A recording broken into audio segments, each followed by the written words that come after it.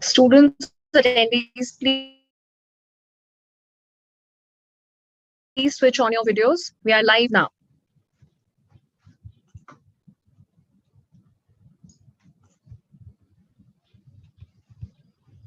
Students, attendees, please switch on your videos. We are live now.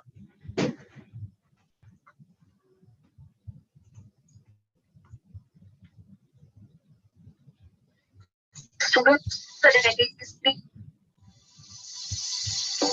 please switch on your videos. We are live now.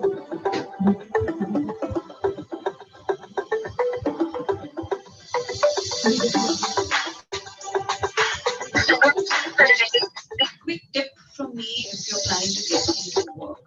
Thinking on your feet, to not really have to think about what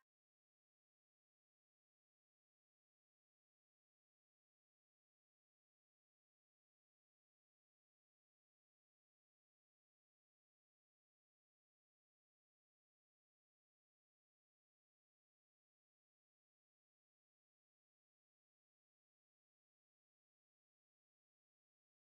you're going to do. Just think on your feet. A very warm welcome to all the attendees to the session College to Corporate. It is a one stop session organized to answer all your queries related to placements, jobs, and work life. We will cover multiple aspects of placements, and at the end of the session, a poll will be launched to get a feedback from you all and also get a fair idea on what topics do you require individual workshops. So this session is the first in a series. And I'm not taking much of your time, and let me introduce you to our panelist, Mehvesh Ibrahim, who is a Senior Manager, Product Development at InfoEdge.com. She's a graduate from MIT Manipal with a brief stint at IISc Bangalore and completed her MBA from SPJIMR. Over to you, Mehvesh. Tell us what you have for the students today. Hi, thanks Prachi for that introduction. So, are we waiting for some more students or should we start? Yeah, I'm just giving you a spotlight because you are here. All right. Okay, so first of all, guys, I would request you all to switch on your videos because we sit in the corporate environment and I want to see young, fresh faces. So please, it's a request. If possible, please switch on your videos. I'll just wait for 1 minute more and we can start. There is no option for the video, Prachi. Can you just see?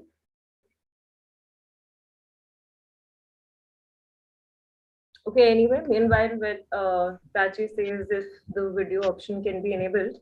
So, as Prachi already introduced, I'm working as a product manager at InfoEdge. So, when the team first approached me for conducting the first session of the series, College to Corporate, I was very excited because number one, it's not been long before that, I was in the same position as you guys are. And it's always encouraging and exciting to interact with young minds and, you get fresh ideas. So that's the reason I'm here today. So this is a series that we at Shiksha are starting, which is College to Corporate. And today would be the first session where, because it is the first session, I want to focus a little in depth about the mindset that you need to have when you're, transitioning from a college to corporate life. And as we progress into the webinar, we'll also touch base on what kind of questions, HR questions are there and how should you structure your answers. After that, in the subsequent sessions, we would then be, looking into specific topics like, preparation related or placements related. So the scope of today would be towards the mindset and some basic HR questions. And we also have a fun exercise in the middle, which would be on how to, do conflict management, and we'll see what interesting answers come up. So without further ado, I think I can begin. Prachi, should I start? Yes, please. Okay, sure. I'm just sharing my screen, so would request you to let me know if it's visible. Yes, your screen is visible, Mahvesh. You can move on. Okay. So college to corporate. Just a second. Yeah, so the agenda I have pretty much just covered. So making the transition, then we'll have a fun exercise on situation and reaction and see what you can come up with. And then I'll give my inputs into what I think would be a better way to approach them. Then we'll talk about communication skills, as in the questionnaire for the webinar. A lot of the students had questions around how should we better present ourselves and how can we improve our communication skills while in the corporate. Then we move into the most interesting part, which are the common HR questions. How do you address them? And at the last, we'll take the Q&A. So making the transition, right? So I'll talk about my experience. So the first day after I was inducted into Deloitte, I was just thrown into a public sector project, and the first task given to my manager was like a vast ocean right ahead in front of me, where I was given the headline that this is the task you're supposed to do, and after that I was just there on the floor trying to figure out what to do, how to get the data, and how to whom to approach, how to set the problem and how to fix the problem. So what is very important is that you take ownership in whatever task you're doing. So the crowd of today, as I see, a lot of you are engineers, a lot of you are MBA aspirants. There are some from the medical field also. So ownership is one thing that is common across. If you want to do well in your corporate life, you have to, whatever task you take, big or small, ownership is an integral part. Next would be transparency and honesty. So because you're transitioning, you're very new in the organization, you have to be honest with yourself, and you have to be honest with the organization, because you're spending like 8 to 10 hours a day. So gone are the days when people say clock in 9 hours and leave. So a lot of the companies are now transitioning towards outcome and not just output, which is just the hard work that you put in. So for outcome, transparency and honesty is very important. So just be honest with whatever, with yourself, with your manager, with your peers, with whatever work you're doing. The next is innovative. Try to be as innovative and curious as much as possible, because you might be given some task, but it's what brings out the best in you is if you're curious in whatever work you're given, whatever things you see around in the corporate world. So try to not lose that curiosity that college students have. And the next is very, very important, is customer focus. So a lot of you would be interested in e-commerce, in OTT, even in the medical field. It's always been there, customer, your patients are your customers.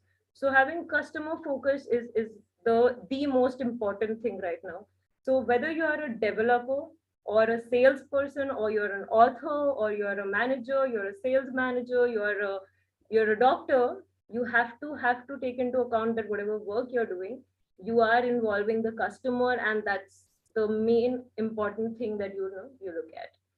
And just last bit would be observant, have respect for everyone around you, not just your seniors, your peers, your subordinates, because to have a healthy corporate experience, you have to ensure that you give respect to each and every person, you take their ideas into account, and you ensure that that, because that will help you bring the best out of in your work, if you're just respectful towards everyone. So because you're moving, you're transitioning, these are the small some bits of advice that I had. Now we'll move into a little bit of an interesting part, and not this Gyan's session, which is the situation reaction test.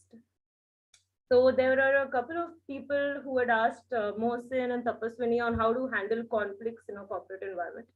And the next set of slides focus on that. So I would require a lot more inputs from you, because the more interactive you are, the better you will learn. So I'll start with my first one. So there is a situation. You are out on a family dinner, and your boss calls you at 9 p.m. It is your new job. You've just moved in. You got recruited. What will you do? I want Seems you like to a situation, Mahvesh. right. Students, please raise your hands if you have Yeah. situation, if you have come across a situation like this, and if you haven't, you dream to be coming in a situation like this. Anyone? We have many students here.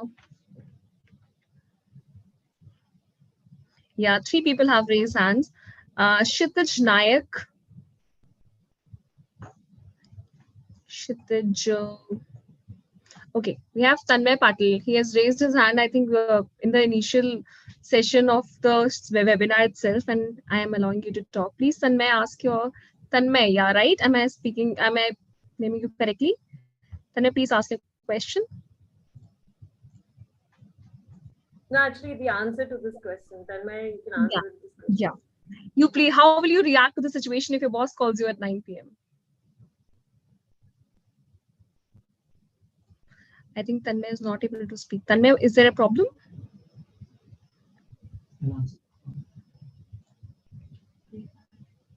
Okay, anyone else? Tanvi?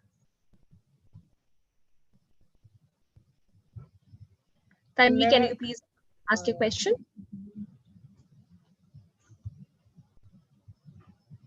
Prachi, somebody is saying there is a mic issue. Can we?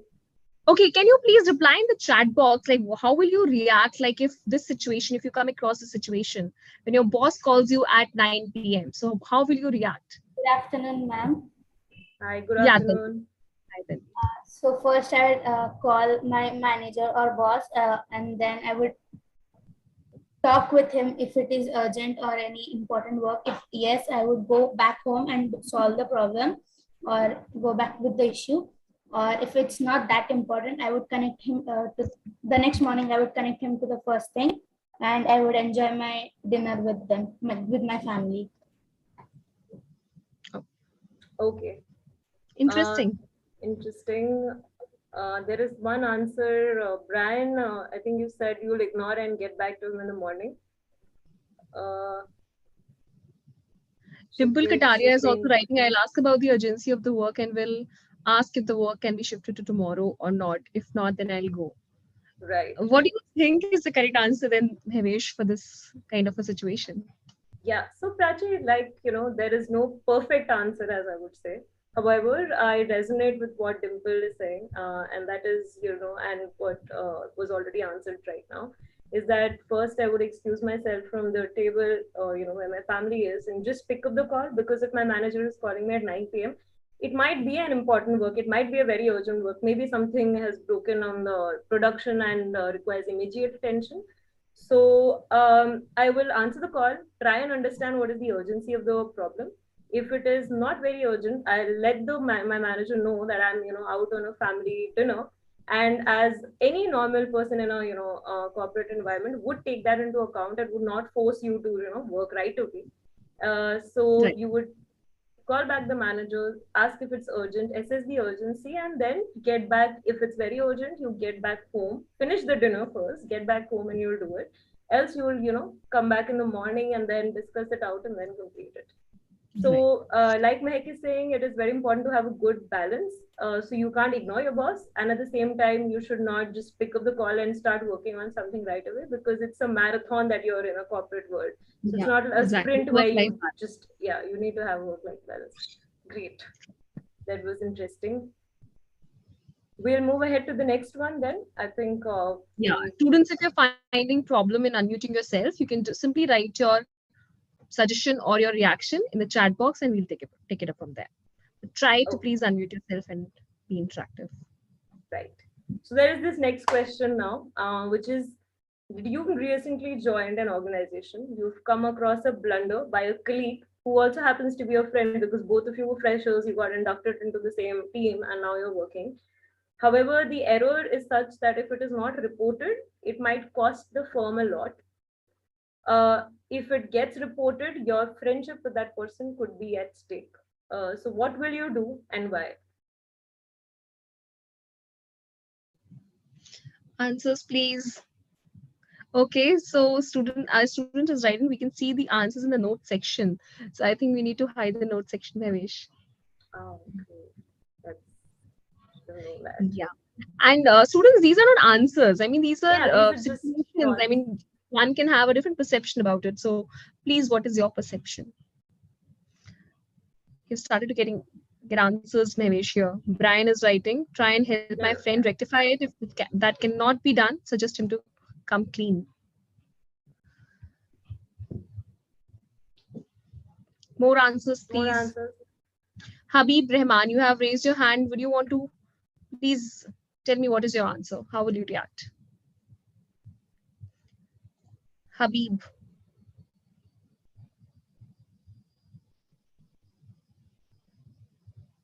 Habib Rahman, please unmute yourself.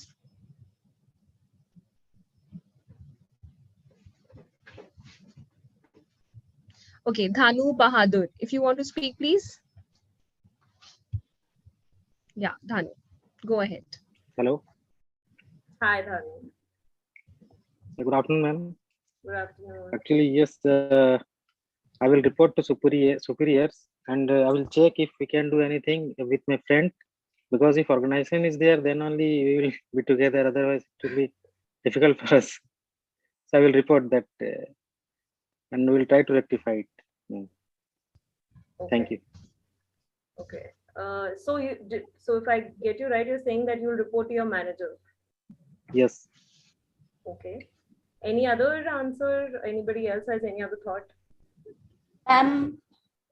I would suggest my friend to report it himself, so that the error or blunder can be solved, as well as my friend wouldn't go into a major problem. If it's that major, he can go into a problem. So I would suggest my friend to report himself rather than I reporting to the management.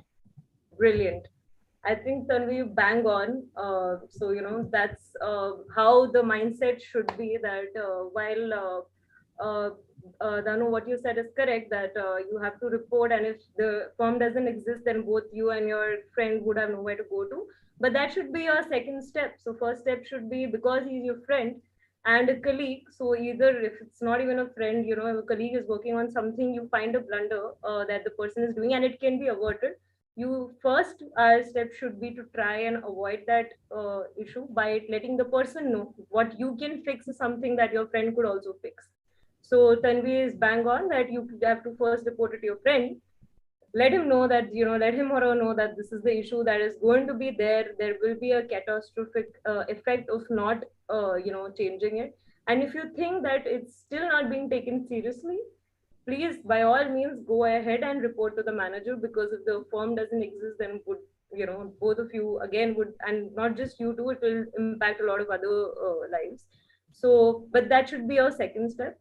And letting it slip will be the last option. You should definitely never ever do that. So, because you have to be true and loyal to your company as well.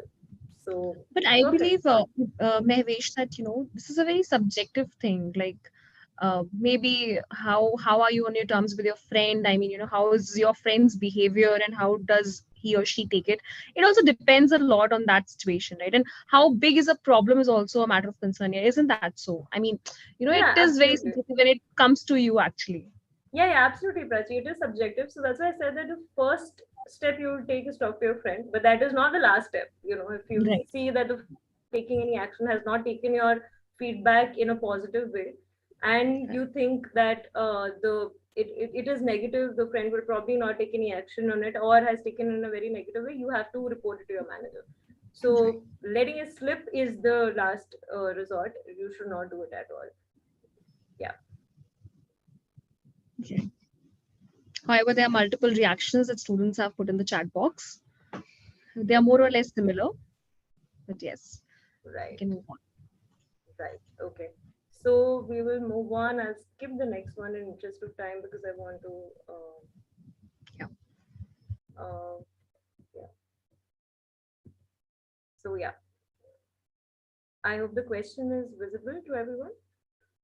So now we're going to move into a more of an MCQ. So you can reply with your answers in the chat, and Prachi can help me with what people are typing. You are Sure. working in an organization, and lately you started feeling that the work that are assigned to you is not challenging enough. So maybe you're 1 year into the organization or 6 months, and you start feel that the work is probably not as challenging enough. You have 4 options in front of you. How would you react? One, you leave the job, you start looking out for something else. Second, you escalate to leaders about your manager. Students, please type in your answers in the chat box. Right. Third, you request your boss to just change your task because you don't find it challenging. Or fourth, you pick it in a phased manner. You pick up some new tasks while you also ensure that current timelines are not hampered.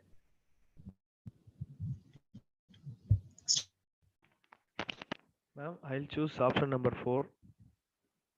Students are typing 4. Yeah, all of them are typing 4. I would choose this option number 4, but I will request my boss also. I will let my boss know what I'm feeling right now.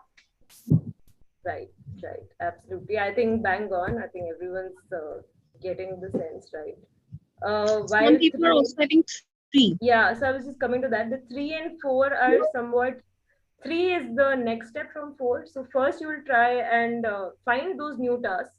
So why 3, between 3 and 4, why 4 is a better option is because 3, you are expecting your boss to do the work for you.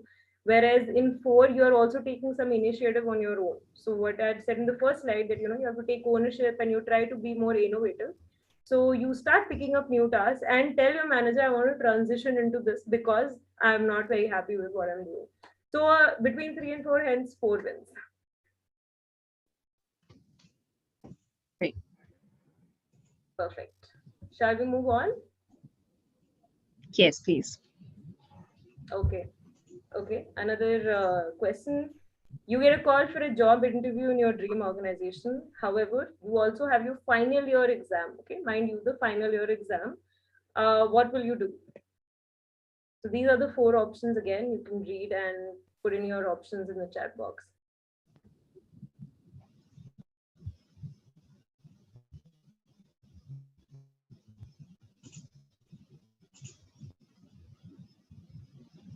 Option number 4. Ma'am, I'll choose option number 4. I would ask my HR to change or reschedule the interview while giving him a proper explanation why. Okay, who is it? Tanvi. Hi, Tanvi. So can you tell me, Tanvi, why did you choose 3 over 4? I mean, maybe 1 and 2 are a little harsh and it was easier. So as I can see, everyone's choosing either 3 or 4. But what made you choose 3? That is our personal decision. We think so 1 and 2 are made upon our personal decision, but this is not relevant in this situation. We have to ask the higher officials from the both sides, right? Better we can ask in our college. So we are in the final examination. They will provide something else for our preference. So you're saying that you should ask your professor. 4th is what you're saying. Yes, ma'am. Ma'am, Okay. He wants to be exempted of the exam. Is better. Yeah, one person at a time. I Because we think Tanvi was depends upon answering. yes. Habib, I because- got your point. Yeah, I got your point. Maybe we can let Tanvi answer why she thinks 3 is the right answer. Ma'am, I think 3 is the third answer because at the final exam level, we are not only one who is going to for the interview. Maybe our batchmates may like attend different interviews for them. So it is best to ask the HR, giving him a proper reason. And we can choose the option 2 as well if the college and the place of interview is nearby or it's manageable. We can always go for the second option. But if it's not, we should go and we should talk officially with the HR so that it can be rescheduled. All right. Yeah. So I'll. And Abhishek Prachi, is Singh that? is raising his hand for a long time. I think he wants to reply. Abhishek, yeah, please sure. go ahead. Yeah, sure.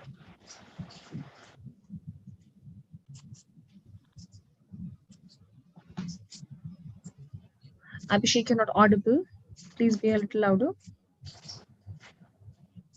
There's some problem in his audio. You can move on, Mahvesh. Sure. Prachi, is this resonated across number 3? Because I think people have written more of 3, right?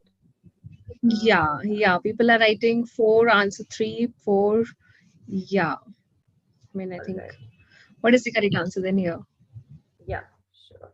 So while there are conflicting opinion about 3 and 4, so just to say, Aviv, you're not exactly wrong. But why 3 would be better is because companies, like Tanvi's argument was bang on, that companies anyway do not schedule all the interviews at once. You could ask your HR to reschedule your interview. However, your professor setting a new paper is a much bigger task, because all of your students, all of these students would be appearing giving one paper at one time, and it would be a more monumental change than asking the HR to reschedule. And also, you're setting the context. The HR is setting the pay for future. When you might be having some personal requests, the HR would be able to take those requests into account. Hence, the first option would be to request the HR, and of course, if that doesn't work out, then you go to your professor. And the other first two are obviously very harsh and extreme ones. So yeah, that's it.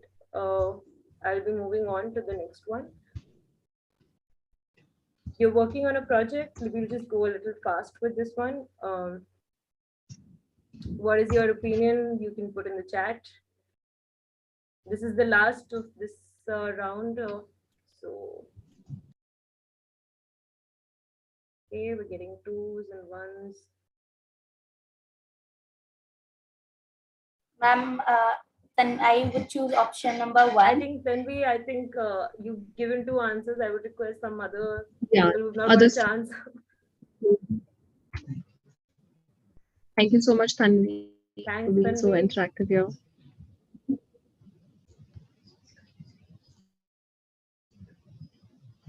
We Do we have have anybody Javed who says- Ahmed. Please, Yeah, no, Javed, go ahead and answer.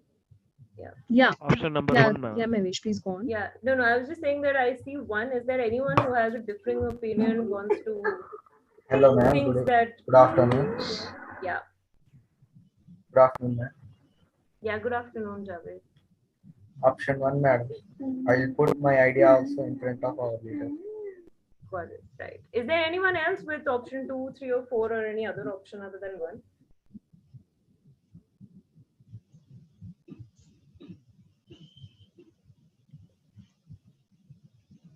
Okay, I think it's Mehak, do you fairly want to speak? straightforward. Yes, I will. Okay. I will transfer to option number 4 when it is not accepted with the good reasons by the leader. So, would you be transferred without putting a point, or Yes, I choose option number 1 first, and then I will move to 4 when when if the you leader could did choose doesn't. between the 2 options, what would you choose? See, if you're asked in an interview, you'll not be given an option of multiple choice. I mean, you'll have to stick to 1. Then that means I will choose option number 1. Right. I think it's a fairly obvious one. Everyone's chosen the right option, so you guys are on the There's right one track. student who types 2. Okay. Okay. Abhishek Excellent. Singh. Okay. Would like to hear Abhishek's point of view. Abhishek, please unmute yourself.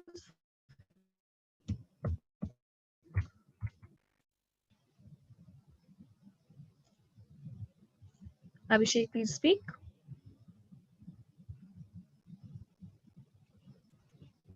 Okay, I think he's unable to mute himself. You can move on, Navish. All right. Right. So the next important part, which I think a lot of the people in the questionnaire had asked for how to, communicate effectively, how to get rid of confidence issues. So one of the most important things, again, this is not a very Gyan session where I can tell you how can you build good communication skills, but some of the pointers that you have to keep in mind is the first and foremost thing is that you have to be an attentive and a patient listener. So whatever job you're doing, if it always involves in today's world, man is a social animal. You can't work in complete isolation. You have to interact with people, and you have to be attentive, and you have to be a listener. A lot of your questions, doubts will get answered immediately if just listen to the other person. A lot of the conflicts will not arrive in the first place if you're a good listener. So the first any starting point of effective communication is to be attentive and to be a patient listener. The body language again is very important. If you're sitting with your hands crossed, or if you're constantly not looking in the person in the eye, it speaks a lot. You have to give respect to the person's look, make eye contact, exude confidence in your body language, because and by that I mean don't be fidgety. And this is not just for interviews, even in your work life you have to ensure that you exude confidence. You're talking, you're not arrogant, mind you. So there is a difference between confidence and arrogance. If arrogance creeps in, you're going to lose your relationships, because arrogance kills relationships. But you have to be confident. You have to let people inspire confidence in yourself. And one of the things is that there's a misconception that you have to be very good in English. That's not true. By communication, English is one part of that communication. Communication in any language, if you're a coder, you have to be able to explain to probably a non-coder what you're doing. To the business, you have to understand the business language. So it is not just the English language that we're talking about when we speak about communication, but it is in whichever language you're communicating, you are able to put your points across. So putting your points across is very important. And it starts with the interview, because in an interview, when you're talking, the interviewer is asking you a few questions. You have to, yeah, is there somebody who wants to say something? Okay. So yeah, you have to communicate effectively. Practice written communication. So once you step into the corporate world, you're no more in that messaging lingo and college life where you're like, "Arey yaar, this is not how you talk in a corporate world." It's a little more professional. So you'll be communicating in emails and on Teams, and written communication is very, very important, so that later on in a project there is no miscommunication that happens. So a lot of times people who do not practice written communication end up writing non-clear emails. People, you say something, somebody else understands something else. If you're a manager, you have to ensure that your subordinates are understanding the same thing that you are trying to say. If you're an engineer, you have to ensure that what you've communicated to your design team or to your management is what you're going to work upon. So that way written communication is very important. Use active voice in conversations. So this is generally like, if your manager says, "I want this work done," you'll say, "Yeah, this work will be done." Instead of that passive, try as much as possible and say, "Yes, I will get the work done." So have this active voice in your conversations, in your whatever communication you're having with your peers. And a very important thing is you have to have a positive mindset when you're communicating. If you're communicating with a negative energy, if you're very impulsive, it's going to set things wrong. You're just entering into the corporate world. You're probably one of the most junior people in the organization or in your team. So you have to ensure that you have a positive mindset. You watch your tone. You're not arrogant. You don't come across as somebody who doesn't listen to others. So that's most important in communication. And for those, some of you who say that they have confidence issues, or they're scared of public speaking, the only way to get rid of that is to start participating. It's okay, like don't be shy, participate. Be it your college classrooms, or be it your in any way in an interview, you'll have to talk. And once you move into the corporate life, participate in all the meetings and brainstorming sessions, whatever. Just try and be more active. So yeah, so those are some of the tips that I have. If there are no questions, we can move to the next part. Students, you can type in your questions. I believe like there'll be multiple questions on communication skills, how to break the ice. These kind of questions do frequently come in from students. So please type in your questions if you have any, or we can take it at the end of the session.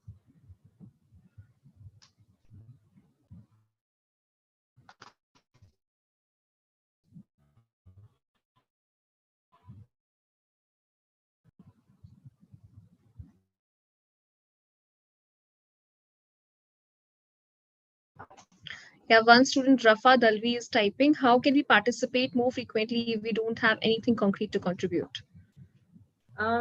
Yeah, so for that is a different ball game. You have to upskill yourself.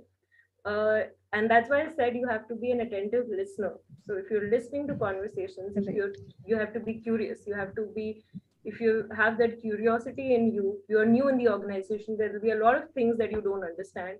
You ask at the right time, and if you do these things, you'll eventually be able to contribute as well.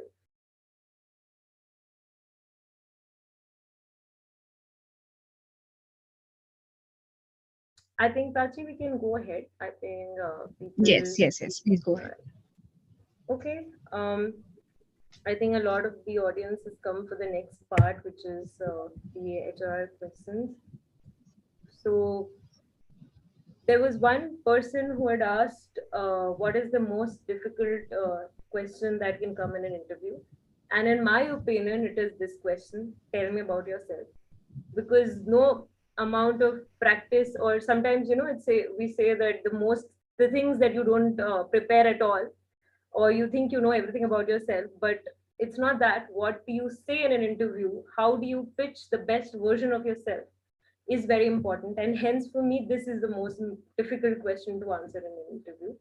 But before I talk about what I feel how you should approach the question, I would request any volunteer to come up and give us, tell me about yourself, how they would approach it. What would you say? So take your time, take a couple of minutes, and just volunteer. Get rid of your public fear. We have Sai Varun Ragi. Sai, please tell me what is your answer for this question. Please unmute yourself. First, I would introduce myself as Sai Varun. I like many things like games and all this. Like I choose your company because why I like the company, I'll tell to them. And tell them about my good qualities and bad qualities as well, and how do I resolve those bad qualities within myself, and how I'll be useful in the company. I would tell all this. Okay. Anybody else? Thank you, sir. I'll come back to you. Anybody else? Good afternoon, ma'am. Good afternoon, Abhishek. Finally. My name is Abhishek Singh and I am from Prayagraj, Uttar Pradesh. I have completed my graduation from Allahabad University and pursuing MBA from Motilal Institute of Research. And I have experience in 1 year of work in Software Technology Park and done internship with Piramal Foundation. Thank you. Okay. Thank you, Abhishek. Okay. Do we have any volunteers, Prachi, or should I? I think we can. That idea. We have students who are raising their hands. I think Swati wants to speak.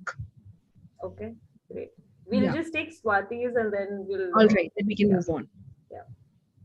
Swati, Yes, please unmute yourself.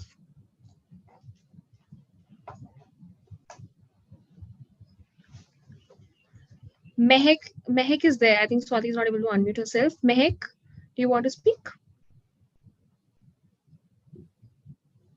Okay, Mehek, we are giving you some time. Yeah, please unmute yourself. She's unable to unmute. Hello, ma'am. Hi. Yes, ma'am. The first basic thing that is very important is to be honest with yourself and with the person you are speaking about yourself. Because if you will be honest, then you will have more confidence about what you are saying. And other than that, you should tell all the things that are very necessary for the job that you are going to, like according to which profile you are going to give interview. According to that, you should tell the basic necessary things. Right. Hello, am I audible? Yeah, Mehek, we can hear you. Yes, and like you should not tell the things which are not useful for them. Absolutely. Like there are very much basic things people tell, like they are interested in this game or that. You should focus on your skills basically. Okay. that will help their organization. Okay, thanks, Mehak. Yes, I was coming to that. So I'll give my advice on how you can approach this problem. First thing is, tell me about yourself is a question that you should rehearse and go. It is not something that you should just think on the spot, because you're likely to miss out on important information that you would want to tell the company. So please keep a structure. Do prepare for this question. Do not mug up the answers. So one basic structure that I follow, and I've represented that over here, is that an ideal time for tell me about yourself is about a minute and a half. Anything less than that would make it look like you've just covered it too fast. Anything more than that can bore the interviewer. So give a quick summary of yourself, and by summary I mean a background, like your BTech in so and so from this college, and if you're working right now, the company you're working for, and what has been your major project. The next important part should be your skills with examples. So like when we Mehak just mentioned that you have to focus on your skills, because whatever role you're applying for would require all of these skills. So a mix of your soft and your technical skills, and with examples you should show them that for example, I would say that I'm a quick learner. I adapt very easily, and I've shown that in my stint at Deloitte, where in the first month I got inducted into a program and I was asked to lead it. So I stepped up, I did more than was required, and I led the team. So that is very important, that you showcase your skills with examples. And then you move on to your achievements in context of the role. Again, achievements and skills you can interchange. Achievements, you have to keep it short. Try as much as possible to bring out just the very important parts. And last 10 seconds, you can focus on your hobby, which again should show an important aspect. Like, for example, I generally tend to say that I'm an avid reader. I like reading a lot, and that has helped me in my professional space